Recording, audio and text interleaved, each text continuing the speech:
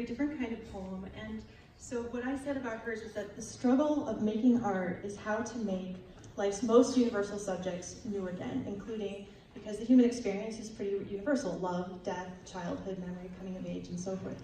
But it's how a topic is approached that makes true art. The work has to demonstrate fresh language and to transport the reader to a different, almost physical space. I have some familiarity with Becca's work over the years, and it frequently focuses on an earlier beloved time in her life. Her childhood is filled with more love and good memories than can be defined, and those memories have a link to a special time and place. So it's through this poem and its unusual framework. So they've referenced the 20-line, we call it the little poetry project, 20-line poetry project. So it's very difficult, like every line asks them to do something else.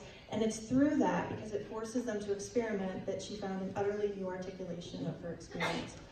Don't Forget is cohesive and moving as she balances difficult language work and still conveys a vivid sense of place and time. As the title suggests, the poem focuses on the desire to keep memories safe and intact, but that's really difficult when past memories are books missing pages and the novels are filled yet incomplete.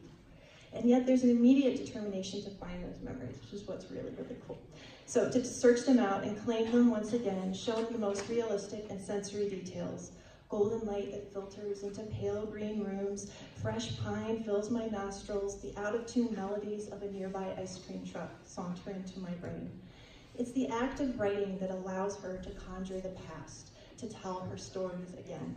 What begins with a degree of anxiety ends with, in the poem, the willow tree outside my bedroom handing me a pen, urging me to fill in the rest of the novels. Her branches sway in the wind, moving yet staying still, not completely lost.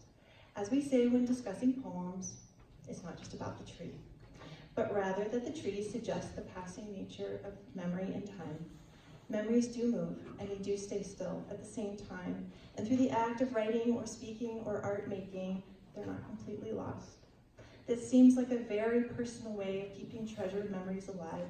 So much tenderness for that time is evident in the poem, Abigail gliding down Patrician on a pale blue bicycle, how the girls never slept much to begin with, they dreamed during the daytime. I don't know if it's necessarily literal, but it's resoundingly true. Whether she's describing a powerful, terrifying sermon, effectively bridging beauty to fear, or the warmth of summer concrete on her feet, the speaker enjoyed her moments and lived her life.